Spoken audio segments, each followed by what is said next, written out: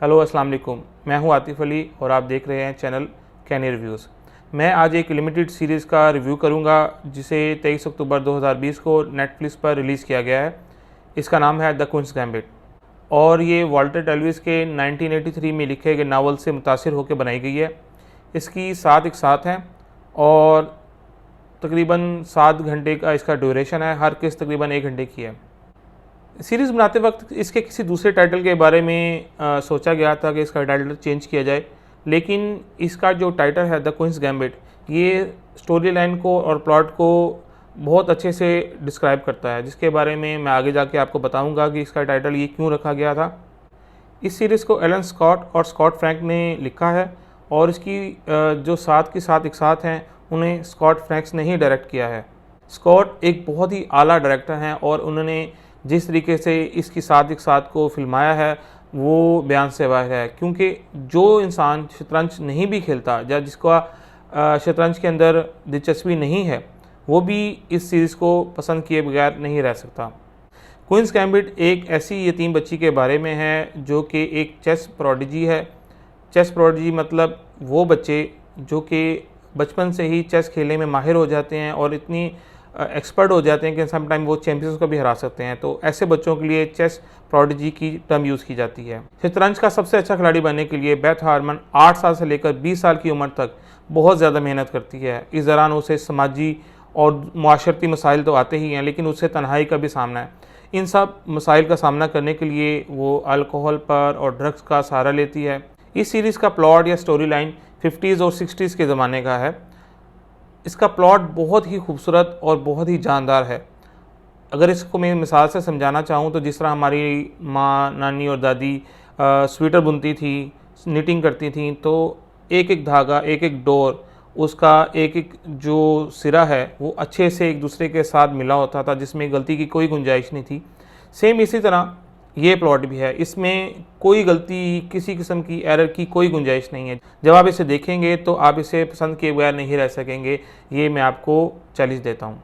इससे पहले the crown नामी जो सीरीज़ थी वो मुझे पसंद आई थी और ये मैं कहने में हक बजानिब हूँ कि ये सीरीज़ भी द क्राउन की तरह नेटफ्लिक्स के लिए एक मेडल की तरह है, जिसे हासिल करने पर, जिसे रिलीज़ करने पर नेटफ्लिक्स को फ़ख्र होना चाहिए। They should feel proud on this series. अरस्तु ने एक बार कहा था, no great mind has ever existed without some touch of madness. ये बात बेथ हार्मन पर मुकम्मल फिट बैठती है।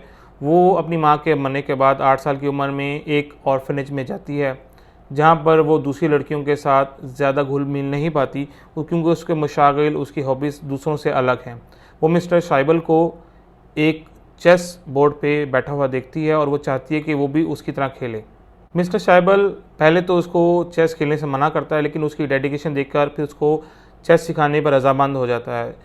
मिस्टर शाइबल का करैक्टर बिल कैम्प ने अदा किया है और क्या खूब अदा किया है। बहुत ही अच्छी एक्टिंग की है, बहुत ही ज़बरदस्त एक्टिंग की है।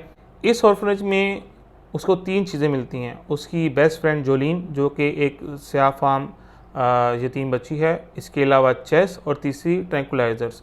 ये तीनों चीज़ें उसकी ज़िंदगी का हिस्सा बन जाती हैं और वो उसी के साथ खुश रहना सीख लेती है। बेथ हार्मन का करैक्टर आनिया टेलर ने किया है, जिन्होंने इससे पहले स्प्लिट में अदाकारी की थी, और मुझे इस बारे में कोई शक नहीं है कि लिमिटेड सीरीज़ की कैटेगरी में एमी अवार्ड ज़रूर आनिया टेलर को मिलेगा।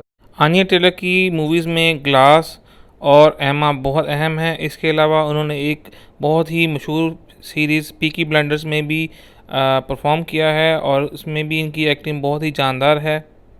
जब वो किसी को पसंद करती है तो उसकी बर्फ़ जैसी सफ़ेद आंखों में खुशी की चमक उभरती है, मगर जब वो मायूस हो जाती है तो उसकी आंखें पत्थर जैसी हो जाती हैं, जिसे सालों से एक जगह से दूसरी जगह हिलाया ना गया हो। आनिया ने बैथ के रोल में अपने आप को मनवाया है। जिस तरीके से वो चेस खेलते हुए अपने दोनों उल्टे हाथ अपने चेहरे पर रखती है और अपनी आँखों के ज़रिए हमें बताती है कि वो खुश है, वो कंफ्यूज है, परेशान है, वो डरी हुई। की एक्टिंग उसकी आंखों से नहीं, उसकी बॉडी लैंग्वेज से भी ज़ाहिर होती है। जैसे कि वो कभी खौफ का शिकार हो तो अपने बाजू मिला लेती है और या फिर कभी नीचे देखने लगती है। वो ज़िंदगी को भी शतरंज की तरह देखती है कि सामने वाला क्या चाल चलता है और उसके मुताबिक उसका जवाब देती है।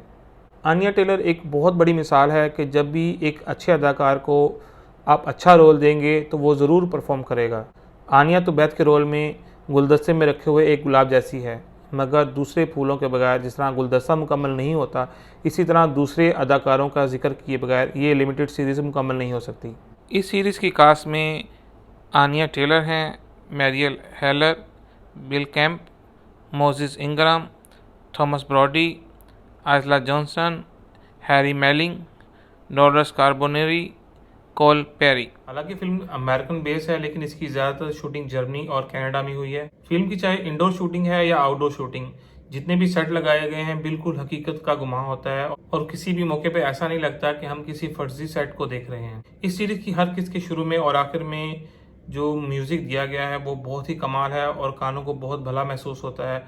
फिर गाहे बगाहे सीन्स के हवाले से जो मुख्तलिफ गाने चूज़ किए गए हैं वो 50s और 60s के ज़माने के हैं और सुनने में गानों को बहुत अच्छे लगते हैं। इस सीरीज़ में अगर गैब्रियल बाइंडर की तारीफ़ ना की जाए तो मेरे ख्याल से ये बहुत ज़्यादा नाइंसाफ़ी होगी उसके साथ, क्योंकि जिस किस्म के एलिगेंट स्टाइलिश 50s और 60s के ज़माने के उसने कॉस्ट्यूम्स बनाए हैं, गैब्रियल बाइंडर के बनाए हुए कपड़े डिज़ाइन से लेकर फैब्रिक तक और पैंट कोट से लेकर जूतों तक हर एक चीज़ बहुत ही कमाल है।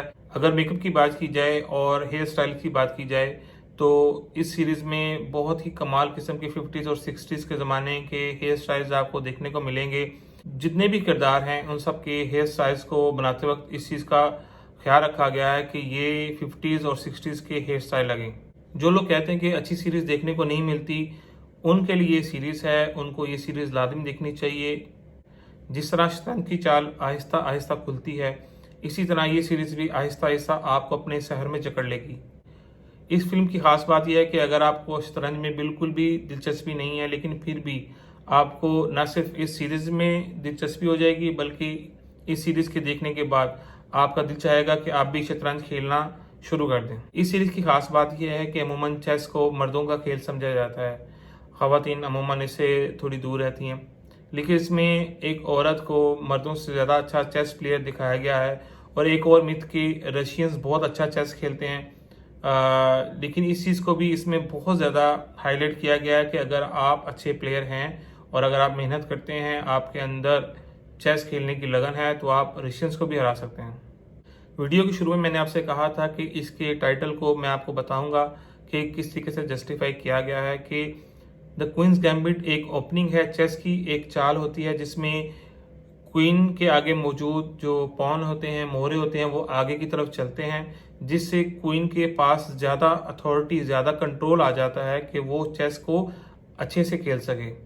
तो इसी टाइटल को मद्देनज़र रखते हुए हम ये कह सकते हैं कि इसमें भी जितने भी लोग बैथ के साथ अटैच रहे हैं, वो ना चाहते हुए भी बैथ को मरकज़ी रोल देते चले गए हैं। आप प्लीज़ इस चैनल को सब्सक्राइब करें, इस वीडियो को लाइक करें और कमेंट्स में ज़रूर बताएं कि आपको वीडियो कैसी लगी।